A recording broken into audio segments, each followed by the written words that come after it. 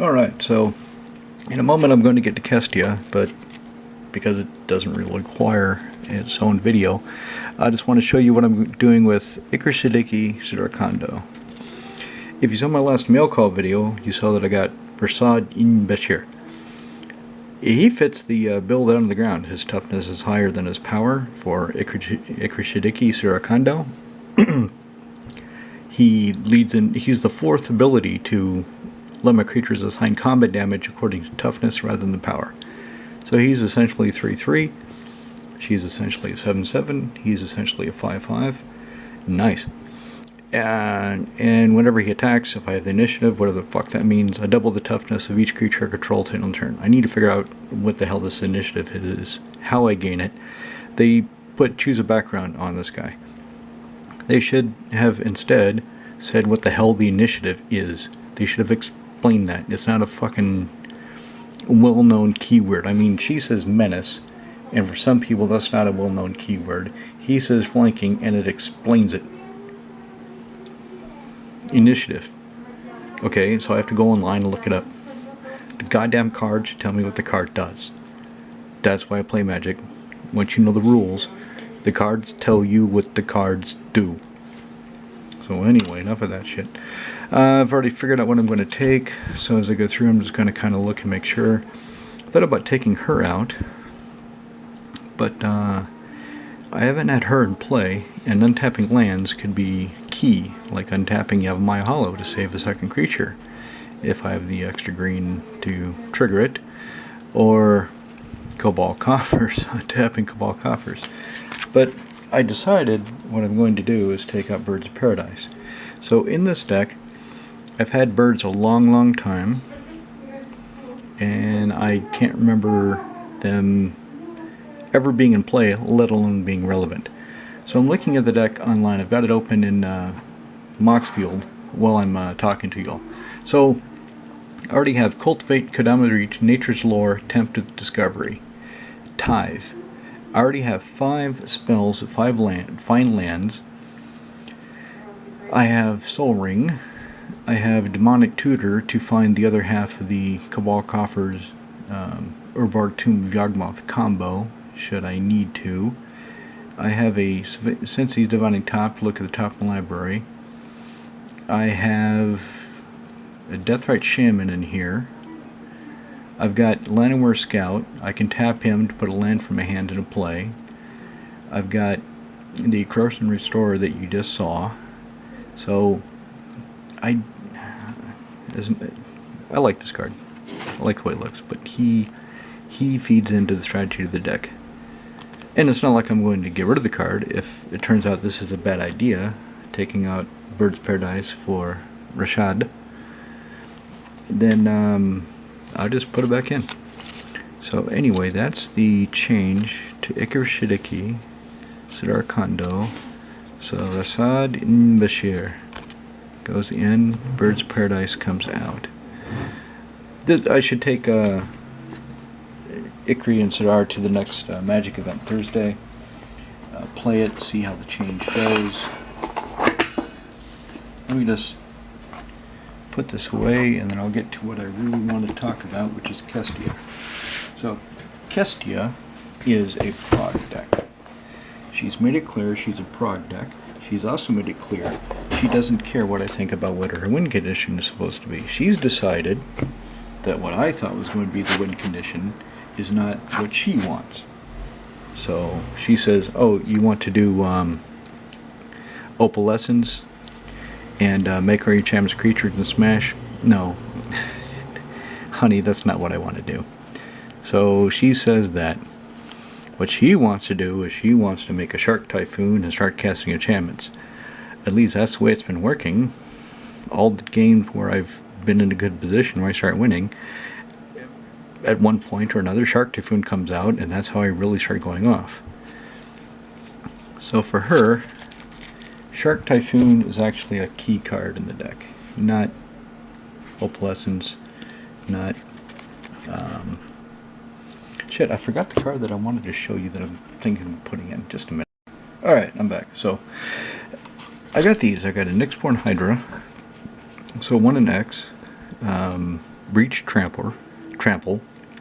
Comes to play the X plus and plus encounters, or I can bestow. I don't care about the bestow with Kestia. I care about enchantment creatures. So I got that. Then I got this guy. This guy is huge. So 12. But it costs X less to cast. Well, that's the mana value of my non-creature enchantments.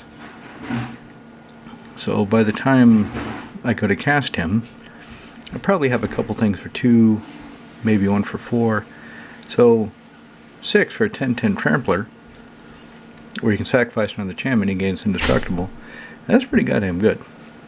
So I want to shove this guy in there somehow. And the way I was thinking about it, and I'll explain why Kestia is for Prague. So Kestia is kind of slow. In fact, she's really slow. Because she has no artifacts. I have no artifact mana. I have some ramp spells. How many ramp spells do I have in here anyway? I think I only have 4. Let me take a look on Moxfield so I can talk about this without having to go through the whole deck a bunch of times, because I'm just trying to show you or tell you one thing. So she has Cultivate, Your Mama's Reach, Nature's Lore, Sylvan's Crying, 3 visits, Wargate, and for everybody who says Wargate is trash, it costs too much, for 3 mana to put Sarah Sanctum into play untapped. Are you kidding? That's pretty goddamn good. I also have Burgeoning and Exploration. So when I draw lands, I can play more lands. So I've got a decent amount of ramp in there. I don't need the artifact mana. Then I plan to shut off all the artifacts at Titania Song anyway. So because I'm relying on ramp, it's a bit slower than you play an artifact, and if you play some of the cheaper mana rocks that come into play untapped, you can use them right away. So she's not fast enough for Ostruzna, nor is she on par with Ostruzna. I took her there last time and I couldn't get any traction at all. Now, something I was thinking of though is if I did build her for Ostruzna, I'd have to re-engineer the whole deck. I'd really have to rethink everything. It'd be a pain in the ass, and I don't want to do it, so I'm not going to do it. But I'm going to tell you what I was thinking of if I did do it. So this is I Control. This is each other global enchantment as a creature with power and toughness equal to its CMC. There's a card called Enchanted Evening. Enchanted Evening costs 3 colorless and 2 blue, 2 white hybrid. Right? 5. Comes to play. All of the permanents are enchantments in addition to their other types. So if they're enchantments, then the lands not having a CMC, becoming creatures, will die. Now, obviously I'd want to have Mirari's Wake out before I did this, so my lands live. But that's something I was thinking of if I was going to play this in Ostruzna. I could play Opalescence. It's a 3-card combo that's pretty mana intensive. I mean, 5 for the Enchanted Evening, 5 for Mirari's Wake, 4 for, that's, 14 mana over how many turns, however long it takes me to get them. But everything is an enchantment, including the lands. This says all those enchantments are creatures with power toughness equal to the CMC. Bang! All my opponents lose their lands. Now, because it's slow, and because of the way I've seen Kestia work, even though that's a thought, it's not a good idea because it's not fast enough, and this deck is not resilient enough for Ostruzna. It's a very fun deck to play. I'm having a lot of Shark Typhoon. I can't stop laughing when I play Shark. It's so goddamn funny to me. I make a shark, I make a shark, I make a shark. Oh, look, I make a little baby shark because I cast a 2-mana enchantment. Oh, I cast Exploration, I make a tiny little baby shark. It is funny. But I would tell you, she has made a huge difference in the deck. Academy Rector. So I got Academy Rector for Kestia. LGS had a good deal. On par with MKM. Sometimes Attorney Retige, so they know exactly what they're doing. They've got it down to a science as far as pricing. So they'll price their cards. If it's a hot card, they'll price it a little bit higher than MKM, because one, people are going to want it now, so they want to get it from the shop now. They're not going to want to wait for shipping, and also they count for the shipping. So I forget how much she was offhand. I think 35 euro, I'm just guessing, kind of 35 euro at Trinity Tige, and I think I get one in similar condition from MKM for about 30 euro, but 5 or 6 euro for shipping.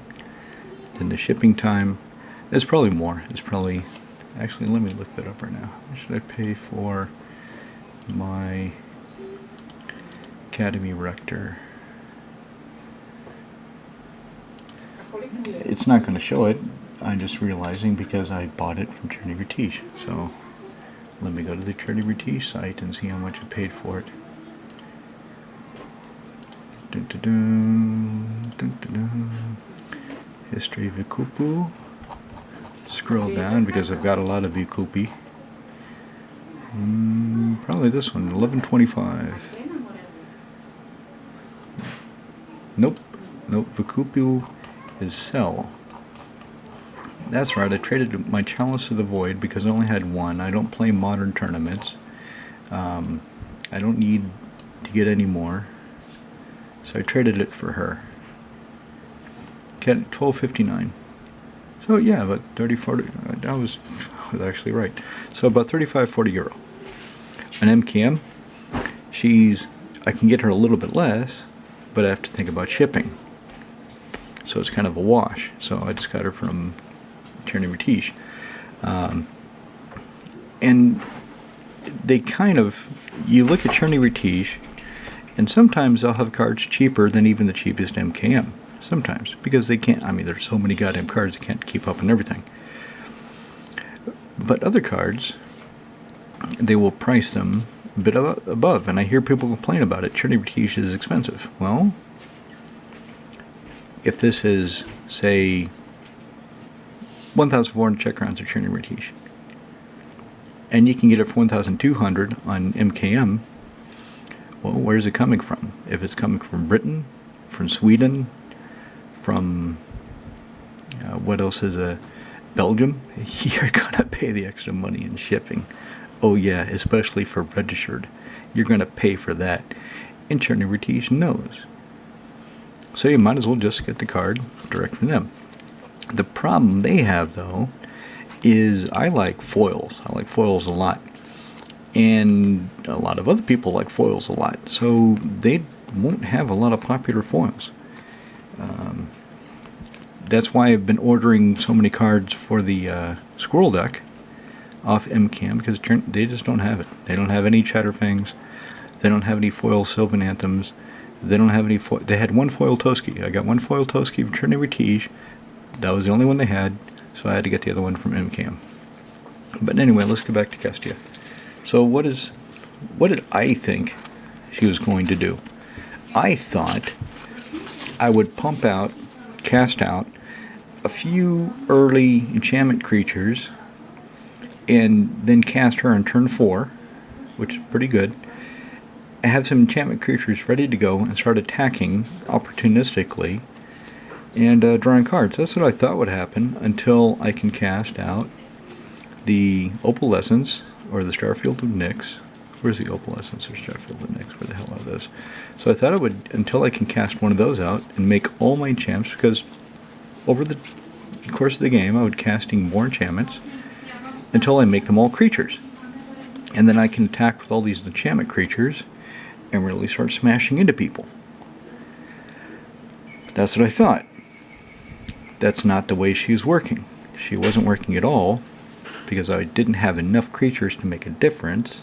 So I had to take out some things, put more creatures in, and I realized I still don't have enough. I need a couple more creatures. I need some native creatures, so when she comes down, I will at least have one or two things I can attack with. That's why I've got Riptide Chimera. That's why I've got this guy, to give my creatures evasion. Who else did I put in here that the All Seed of Life's Bounty, although he's still pretty good. So, Flitterstep Eidolon can't be blocked. You know, not a great creature. The stats are pretty shitty, but I need... She plays like Edric in some ways. I need creatures to get through, or creatures to attack. They don't even have to get through. With Edric, they have to connect. With her, they just have to be an enchantment creature that attacks. That's it. So, wasn't playing the way I thought, and I had to revise it, to the point I'm actually thinking of taking out the Opalescence, because I don't seek it. There's one game where I had Idyllic Tutor, I cast it, and I think I went and found Mari's Wake. And then I got a Light Tutor. And I forget what I cast it for, but it wasn't Opalescence. And then in the game, so when I picked her up, and I put her in that day, so I went to Trinity Tea, got my order, went to the pub night because it was Thursday, got her in play, and Cube needed to kill everything. He was getting his ass kicked. And the genie told him, you better not. Tony's going to go find his Omniscience. Well, Omniscience was in my hand. They didn't know that, but it was in my hand. So, Cube killed everything. She died. I exiled her. And I went and got Shark Typhoon. And I started to realize, whenever I want to go find an enchantment in this deck, typically it's either Mari's Wake, Omniscience, or Shark Typhoon. Those are the ones I go out and find. I'm not really looking to find Opalescence. So, I'm actually going to take it out. I'm actually going to take it out for one of these, probably the Behemoth. Although the Hydra will come out earlier. So, here I am. I've got this reserve list card, this cool old card, this strange thing that has a weird interaction with Humility. That's pretty entertaining. You should look up the interaction of Opalescence and Humility. It's funny. Humility can be a 4/4 or a 1/1 that does nothing. It all depends on what time it came out, what the order of operations was, which you don't really think about that anymore. It doesn't. They don't do shit like that anymore. And it's near mint too. Probably EX. Probably got it from German guy EX. So do I want to put in the Hydra or the Behemoth? So 10/10 Trampler, which is pretty impressive.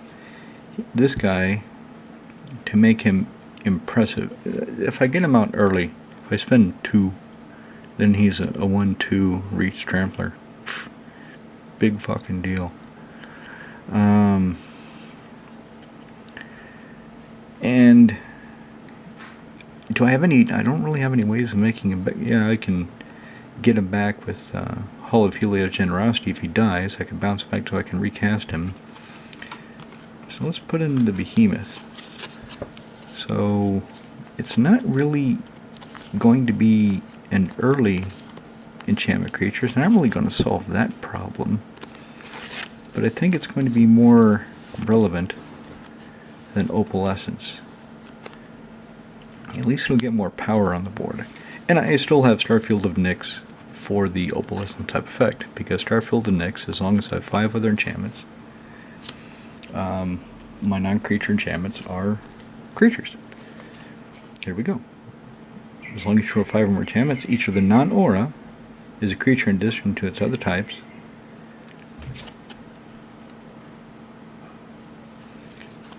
As long as you control 5 or more enchantments, each other non-aura enchantment you control is a creature in addition to its other types. Well, he's not an aura. So he would be a 12/12. Am I reading it that right? Does anybody see it any other way? Because it doesn't say non-creature.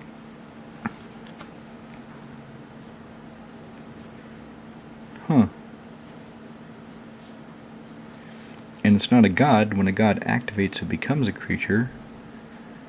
but it's still a non-aura enchantment. Well,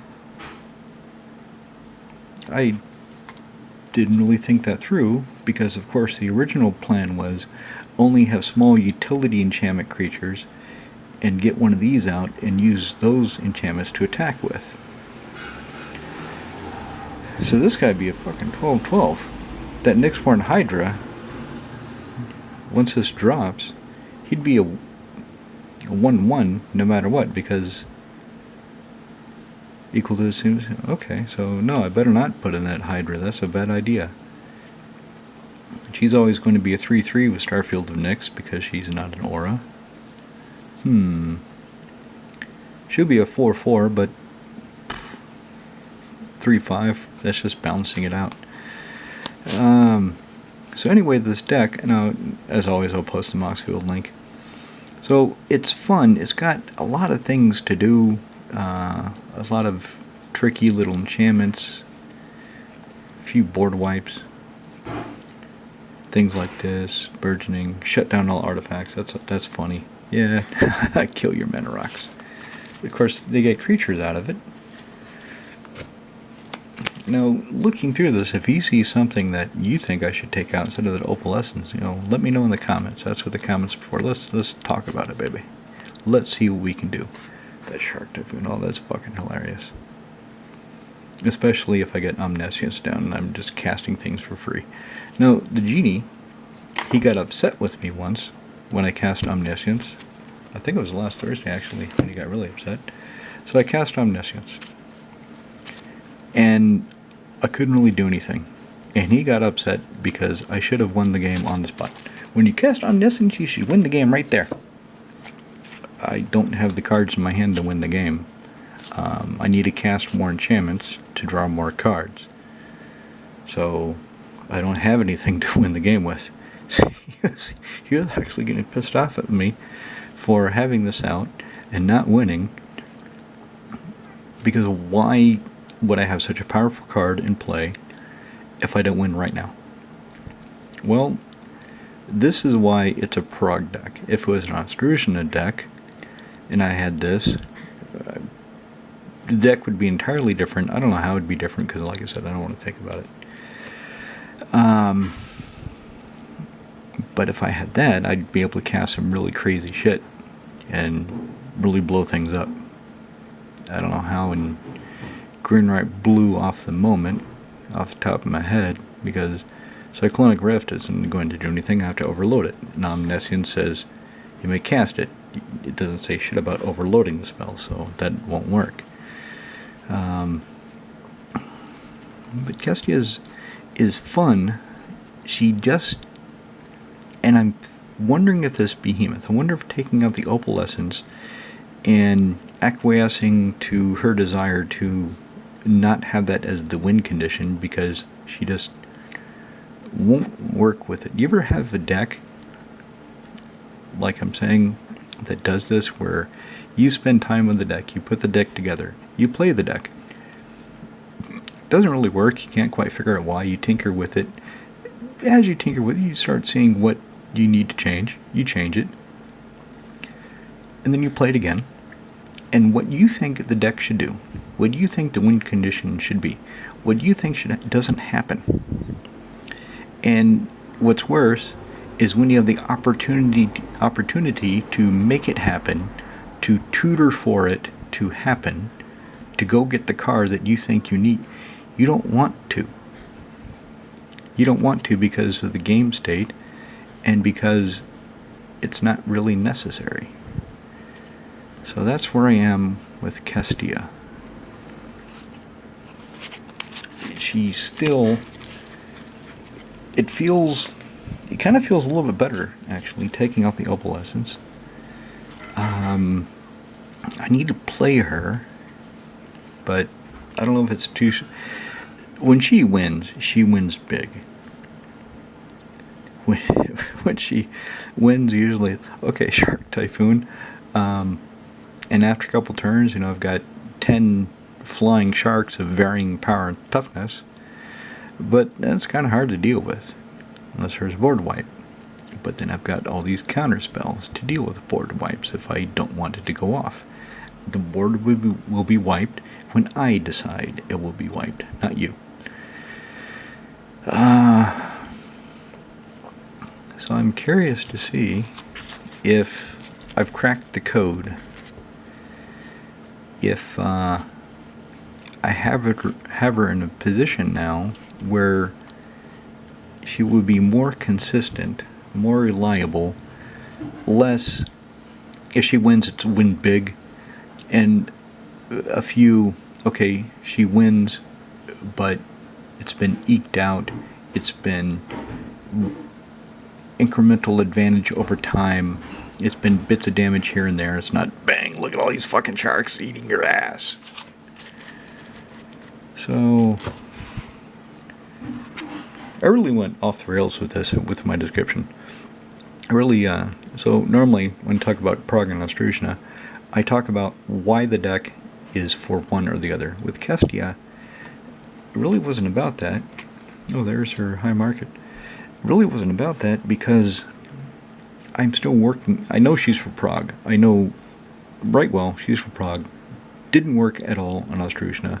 The changes I've made have not made that any different. She's not going to work there. Not the way I built her, not the way I want to play her. But I just want her to be more consistent for Prague, and I want her to feel right. That's another thing. Have you ever built a deck and it feels good, it feels right, it feels like you've got the right mix of cards, you've got the right cards. Hirobi, now that he's got his touch of darkness, he feels done and ready to go. Edric is done. Edgar Markov is done. Animar is done. But Animar is so open-ended, he's never actually done. I just got a Volo. You saw my mail call video, the most recent one. I talk about the Volo I got. Well, that can easily go into Animar. But he still feels like he's done now. It's just he's so wide open, open-ended with the creatures.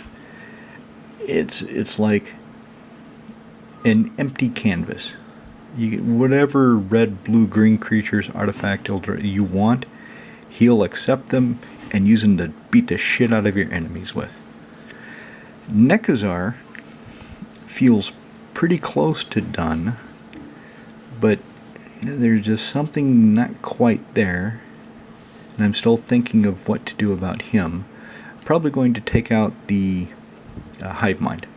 Probably going to take out the Hive Mind and put in either a Dak Faded or an Ether Flash. Ether Flash will kill small creatures that come into play. It'll kill my small creatures that come into play, but they're all utility creatures anyway, so if they die, they've done their job. Or Dak Faden, he'll steal artifacts for me and force people to draw cards. So I'm not sure where to go on that, but I do know that a Hive Mind, just like Kestia, just like with Opalescence, Hive Mind in Nekazar really isn't getting me anywhere. It's not doing what I expected it would do. It's not doing what I want to do. And when you try to force the deck to work the way you want it, if you don't follow the way the cards are flowing, then you lose. Or else, at least you don't win consistently. The deck doesn't, it's not like it's a well-oiled machine. It's more like something that's just chunky along, clanking away. Like a bunch of sailors at boot camp that just got there, that aren't in step, don't know what they're doing, don't really respond to orders as quickly, versus sailors at the end of boot camp that work together. They're in step. They follow orders. They know what to do. That's where I'm trying to get Kestia, and this Thursday I should probably take her and see if she's there. But like I said, I don't want to take her too often because when she wins big, and it sticks in people's heads, and it makes people think she's a stronger deck than she is. Because people will not remember all the times you lost. Unless you lost in a funny way. If you lose in a funny way, like Evgeny with Stella Lee, when he decked himself, That was fucking hilarious. I'll never forget that. But all the other times he's lost that deck, I don't remember. Excuse me, Jesus Christ. But if he wins big and kills us, we remember. And remember, that deck is a threat. And even if that one big win only happened 1 out of 20 games, it's still in your mind. Oh, he plays this? We have to take him out. Of course, with Cube, with his Eldrazi deck, that's justified. Because it's not 1 out of 20 games that he wins big. It's more like 1 out of 3 games he wins big. If you let him unchecked, if you don't kill him, he will fuck you up with his Eldrazi. So anyway, that's my ramble about Kestia. So she's definitely for Prague. We've established that. I'm trying to figure out what she really wants to do, how she really wants to win, and still, even after all these years, I still miss some important considerations. I still miss some important interactions. Because he doesn't care. Each other non-aura.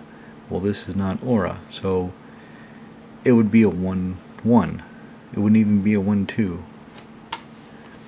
That sounds pretty shitty.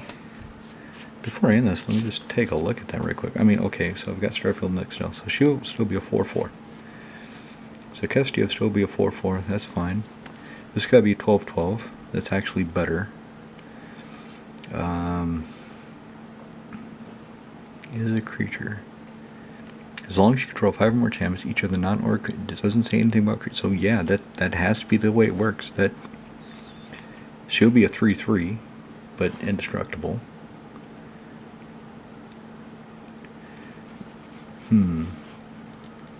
I should look that up to make sure, but I'm pretty convinced now that this is the way it's going to be.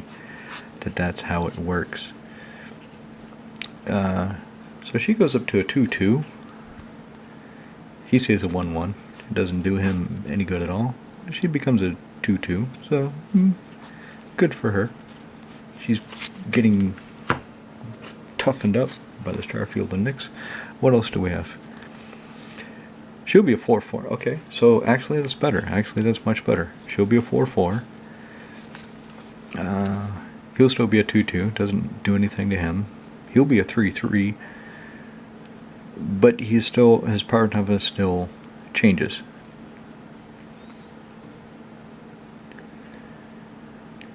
Or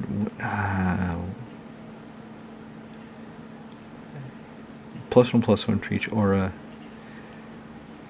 But if Starfield Nyx says because he's not an aura, he's a 3-3, is that going to work? Is that variable? Jesus, this is hurting my head now. Now I know why people hate opalescence. Now I really do. This guy be a 3-3 flyer, so he gets a little bit weaker. This guy be a 6-6. This guy be a badass. He'll be a threat. She'll get a little bit weaker. Heliod will get a lot weaker, but he'll still be indestructible. So actually, because this is now starting to hurt my head, he'll be a 2-2. She, he, it. And because this is now starting to hurt my head, thinking of that interaction with the Eidolon of Countless Battles, maybe it's good I'm taking out opalescence.